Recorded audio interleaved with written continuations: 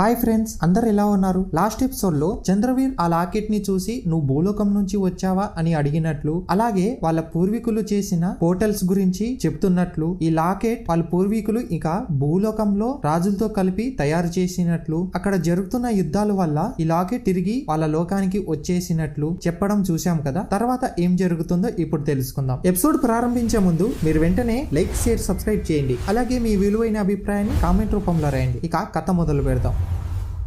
ఎవరైనా ఏ కథ విన్నరా? ప్రతి కథ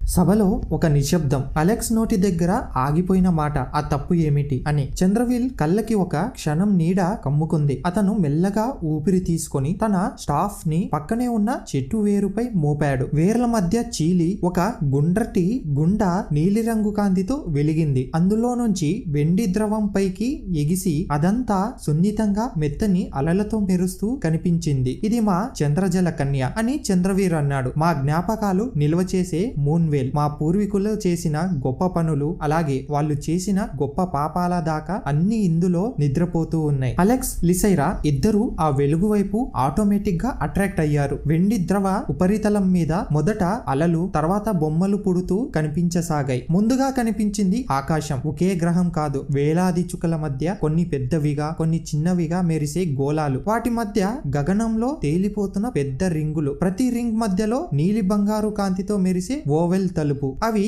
ఒక్కోసారి ప్రకాశించగానే ఒక ప్రపంచం నుంచి ఇంకో ప్రపంచానికి పెద్ద వెహికల్, క్రిస్టల్ షిప్స్, గుండ్రటి షార్ట్స్ ఎగిరిపోతూ కనిపించాయి. ఇది మా సర్వలోక నెట్వర్క్ అన్నాడు చంద్రవీర్. భూలోకపు ధర్మరాజు బ్యాలెన్స్ కీపర్ ని మా పూర్వీకులకు తిరిగి ఇచ్చాక మేము ఆ యంత్ర శక్తిని వాడి లోకాల మధ్య ఉన్న అజ్ఞాత గేట్లను ఒక పెద్ద పోర్టల్ జలంగా మలిచాం. ఒక పెద్ద గ్రహం చుట్టూ రింగ్లతో బాహ్యంలో మిగిలిపోయిన పోర్టల్ స్ట్రక్చర్లు. ఇది మూన్ వాకర్స్ స్వగృహం. ఆకాశం నీలంగా, రాత్రి వెన్నెలతో నిండిన అడవులు, పర్వతాల మీద నక్షత్రాల్లా మెరుస్తున్న నగరాలు. ఆ నగరం మధ్యలో గొప్ప హాల్, క్రిస్టల్ స్తంభాలు, గాల్లో తేలిపోతున్న చిన్న ఆస్ట్రల్ మ్యాప్. హాల్ మధ్య గోడపై నేతల ప్రతిరూపాలు, వాటిలో ధర్మరాజు చిత్రం కూడా ఒక మూలన ఉంది. అలెక్స్ కు ఒక క్షణం వింత ఫీలింగ్. ఇక్కడ అర్త్ రాజు ఫోటోలా అని మనసులో అనుకున్నాడు. వెలుగు మళ్ళీ మారింది. ఇప్పుడు మూన్ వాకర్స్ హాల్ ముందు ఇంకొక జాతి వాళ్ళు నిలబడి ఉన్నారు. బంగారు నల్ల లోహ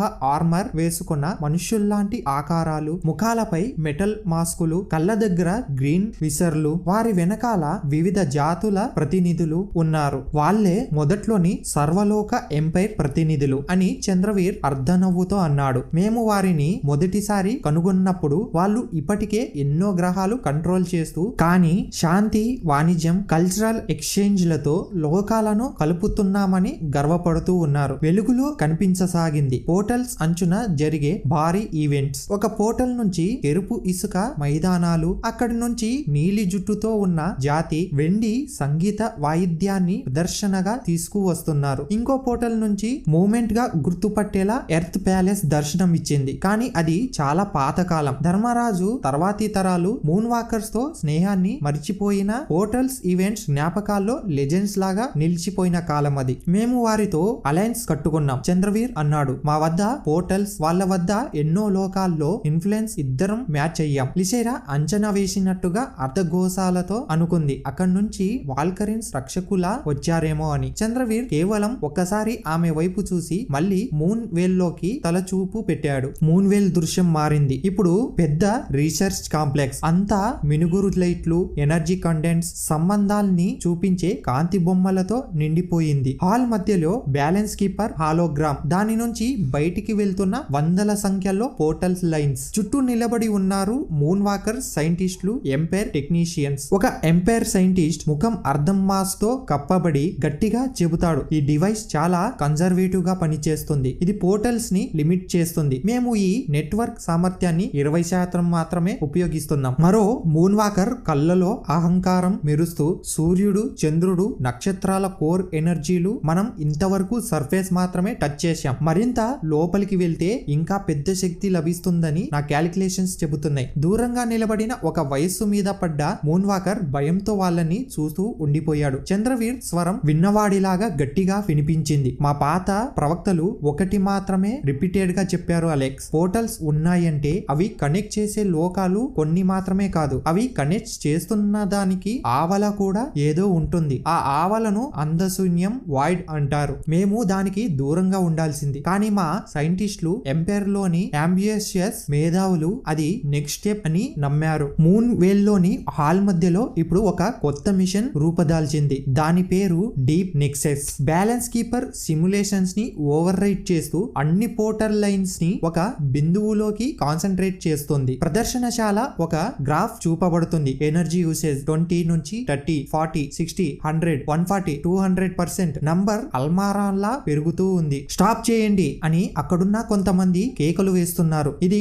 నెట్వర్క్ బలం దాటిపోయింది. ఇంత అబ్జర్వ్ చేస్తే సెంట్రల్ ఛాంబర్ అకస్మాత్తుగా తెల్లని కాంతితో నిండిపోయింది. తర్వాత అన్ని చీకటి. అలెక్స్ గుండెల్లో ఏదో చల్లటి గాలి తిరిగినట్లు అతన్ని ఎక్కడో చాలా లోతైన ఖాళీలోకి పడిపోయే ఫీలింగ్ వచ్చింది. మూన్వేల్ లోను అదే. ఇమేజ్ సెంటర్ లో ఒక పిచ్ బ్లాక్ బిందువు. దాని తీరాలు నుంచి పర్పుల్ కలర్ క్రాకులు. బయటికి వచ్చేది కాంతి కాదు, షాడో. అది వెలుతుర్ని గిలకేసుకుంటూ దగ్గరున్న అన్ని ఎనర్జీలను లోపలికి తాగిపోతూ ఉంది. అది మొదటి వైట్ దర్శనం. చంద్రవీర్ స్వరం నెమ్మదిగా దాదాపు గుసగుసలాడినట్లు మారింది. సాకారం లేని అంధకారం, కానీ అది ఖాళీ శూన్యం కాదు, ఆలోచించే ఆకలిగున్న శూన్యం. షాడో బ్లాక్ మధ్య ఎర్రగా మెరిసిన కొన్ని బొగ్గుల్లాంటి పార్టికల్స్ కనిపించాయి. వాటి నుంచి సన్నగా వినిపించే మానవ స్వరంలో ఉంటూనే మానవం కాని ఒక చప్పుడు వినిపించింది. లిసైరా గమనించింది. ఆ శబ్దం వినిపించగానే చుట్టూ రీసెర్చ్ హాల్ గోడలు, మెటల్ షీల్డ్లు అన్ని నెమ్మదిగా కరప్ట్ అయ్యేలా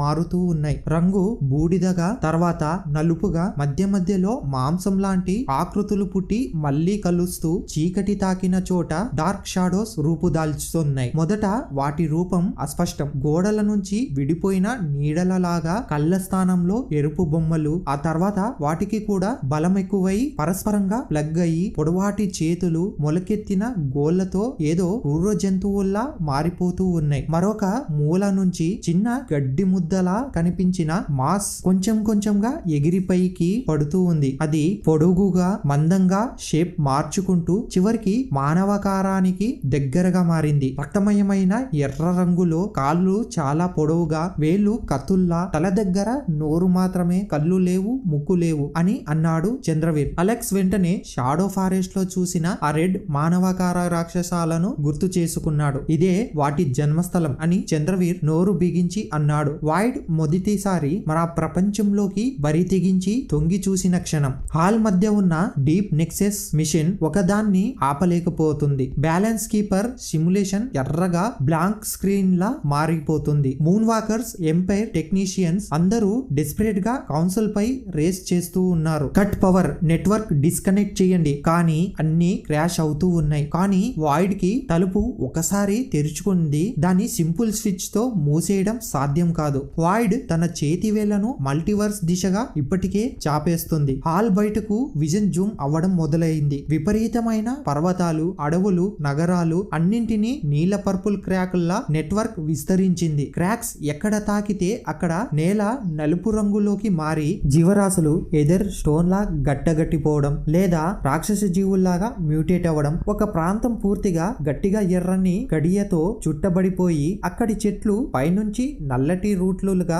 దూసుకెళ్తున్నట్లు ట్విస్టెడ్ గా మారాయి. ఇదే ఇప్పుడున్న షాడో ఫారెస్ట్ మొదటి రూపం, చంద్రవీర్ అన్నాడు. మా స్వగృహం గుండెల్లోంచి వాయిడ్ ఒక ముద్ద తీసుకెళ్లింది. మిగిలింది ఈ శాపిత అడవిలో చిక్కుకున్న చిన్న భాగం. అందులో దాక్కున్న మేము. మీరేం చేశారప్పుడు? అలెక్స్ ప్రశ్న ఆల్మోస్ట్ ఎదుటి నుంచే పుట్టింది. మూన్వేల్ ఇప్పుడు మరో దృశ్యం చూపించింది. ఒక పర్వత శిఖరంపై పెద్ద రింగ్ స్ట్రక్చర్, మధ్యలో డీప్ బ్లాక్ రంధ్రం. అది చుట్టూ నిలబడిన కొద్ది మంది మూన్ వాకర్స్. వాళ్ళలో ఒకరు చేతిలో బ్యాలెన్స్ కీపర్ వాచ్. దాన్ని మా పూర్వ మహాపురుషుడు తన ప్రాణశక్తితో బంధించాడు అని చంద్రవీర్ నెమ్మదిగా అన్నాడు. బ్యాలెన్స్ కీపర్ రింగులు గట్టిగా తిరగడం మొదలయ్యాయి. దానిలో నుంచి సూర్యుడి అగ్ని లాంటి బంగారు కాంతి, చంద్రుని నీలి చల్లని వెలుగు, నక్షత్రాల మొత్తాన్ని వెండి రేఖలు 3 ఒకేసారి బయటికొచ్చాయి. అవి వాయిడ్ చీలికపై పడి ఆ క్రాక్స్ ను మెల్లగా సీలింగ్ చేస్తున్నట్లు కనిపించాయి. వాయిడ్ అరిచింది.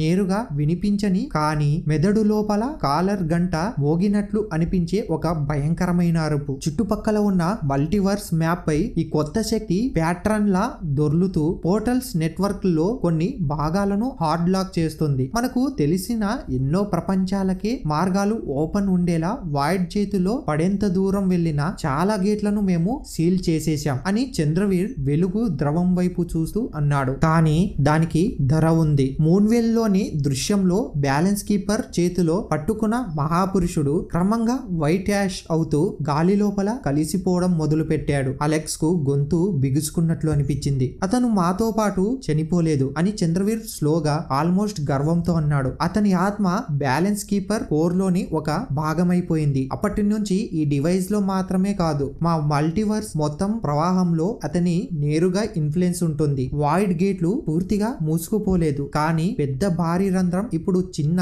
సీడ్స్ నోడుగా మారిపోయింది. దానిపై బ్యాలెన్స్ కీపర్ నుంచి వచ్చిన రూన్స్ తాళాల్లా నిలిచిపోయాయి. ఇది పాపం ముందు భాగం, చంద్రవీర్ అన్నాడు. ఇప్పుడు నువ్వు అడుగుతున్నది మీరెందుకు ఇంత తర్వాత ఇక్కడ అడవిలో దాక్కున్నారు అన్నదే కదా. మూన్వెల్ గ్రామం చూపించింది. మొదటగా పూర్తిగా పచ్చని అద్భుతమైన అడవి, జలపాతాలు, వెండి విత్తనాల్లా మెరుస్తున్న పూలు, గాలి మీద ఈదుతున్న లైట్ క్రియేచర్స్. ఆ తర్వాత అదే అడవి మధ్యలో క్రమంగా చీకటి ముసురుకుంటుంది. పక్క నుంచి వాయిడ్ చీలికలు జారబడుతూ అడవిలోకి కొమ్మలు కొంచెం వక్రీభవిస్తూ జంతువులు మ్యూటేట్ అవుతూ వచ్చాయి. వాయిడ్ మాకు అనలిటికల్ క్లాసులో టెస్ట్ అయినట్లు కాదు, అది మా గురువు కూడా కాదు, మా వైఫల్యానికి రిమైండర్. మేము ఎదురుగా వెళ్లి మళ్ళీ యుద్ధం చేయడానికి మా దగ్గర సరిపడిన శక్తి లేదు. రక్షించుకోవడానికి బాలి వలె ఒకటే మార్గం, దాగిపోవడం. కొంతమంది మూన్ వాకర్స్ చంద్రుని వెండి కాంతితో పెద్ద రూన్స్ మాలికలు గాల్లో గీస్తూ ఉన్నారు. అవి చెట్ల రూట్లలో దిగబడి వాటి మధ్య ఊర్లకి ఫౌండేషన్స్ వేశాయి. వైడ్ కరప్షన్స్ ని ఒక న్యాచురల్ షీల్డ్ లా మార్చుకున్నాం. అడవి బయట కరప్షన్స్ పెరిగేలా వదిలేశాం. లోపల మాత్రం మా చంద్ర మంత్రాలతో ఒక క్లియర్ జోన్ క్రియేట్ అయ్యేలా సీల్ చేశాం. షాడో ఫారెస్ట్ మొత్తం బయట వారికి నరకంలా కనిపిస్తుంది. అందులోకి వచ్చేవాళ్ళు రాక్షస జంతువులకి ఆహారం అవుతారు. కానీ లోపల ఆ క్రూరత గుండెల్లో దాక్కొని ఉన్న ఈ చిన్న ఊరే సెలనరీ. దృశ్యంలో ఇప్పుడు సెలర్ అనే మొదటి రూపం. ఇంటి స్థానంలో మాసివ్ రూట్స్, బ్రిడ్జ్లుగా పేర్లు, కాంతి రాళ్లు డయాస్ లా మెరుస్తూ ఉన్నాయి. మా పాపం ఏమిటంటే అలెక్స్, చంద్రవీర్ మొట్టమొదటిసారిగా స్వల్పంగా చేతులు వణికించుకున్నాడు. మేము ఈ ప్రపంచాన్ని కాపాడాలనే పేరుతో మల్టీవర్స్ మొత్తాన్ని మా చేతుల్లోకి తెచ్చే ప్రయత్నం చేశాం. బ్యాలెన్స్ కీపర్ సంతులనం కోసం సృష్టించిన యంత్రం మాకు శక్తి మూలంలా కనిపించడం మొదలైంది. దాని ధర నువ్వు ఇప్పుడే చూశావు. వాయిడ్ ఇంకా పూర్తిగా నశించలేదు. దాని మొక్కలు ఆ మృగాల రూపంలో ఈ అడవి అంచుల్లో తిరుగుతూ ఉన్నాయి. మా జాతి ఒక పెద్ద సామ్రాజ్యం కాకుండా ఈ అడవి మధ్య దాక్కున్న రిఫ్యూజీలు అయ్యారు. మూన్వెల్ కాంతి క్రమంగా తగ్గింది. వెండి ఉపరితలం మళ్ళీ ప్లెయిన్ గా మారింది. సభలో చప్పుడేం లేదు, కేవలం వెలుపల లిక్విడ్ సిల్వర్ కాలువల శబ్దం, దూరంలో గాలి ఊపిరి. కొన్ని క్షణాల తర్వాతే ఇంత జరిగింది, కానీ ఇది చాలా ఏళ్ల కిందటి కథ కదా. ఇప్పుడు ఎందుకు ఈ లాకెట్ మళ్ళీ యాక్టివ్ అయ్యింది? నన్నే ఎందుకు ఎంచుకుంది? భూమి మీద నుంచి మా ఇంట్లో ఆ అగ్ని ప్రమాదం అది యాదృచ్ఛికమా అని అడిగాడు. చంద్రవీర్ కళ్ళల్లోకి నేరుగా చూడటానికి అలెక్స్ ధైర్యం చేస్తాడు. నీ లోకం పేరు భూలోకం అని చంద్రవీర్ నెమ్మదిగా అన్నాడు. మాకు అది చాలా కాలంగా దూరమైన లోకం. అక్కడికొచ్చిన మా పూర్వీకులు ధర్మరాజు తర్వాత వచ్చి వెళ్లిన ఒక సైంటిస్ట్ మనిషి. ఇవాళ ఇవన్నీ నీకు ఒక్కసారిగా చెప్పడం కష్టం. నిజం ఏంటంటే వాయిడ్ గేటు పార్టికలీ సీల్ చేసినప్పుడు మల్టీవర్స్ మొత్తం మీద ఒక గాయం మిగిలింది.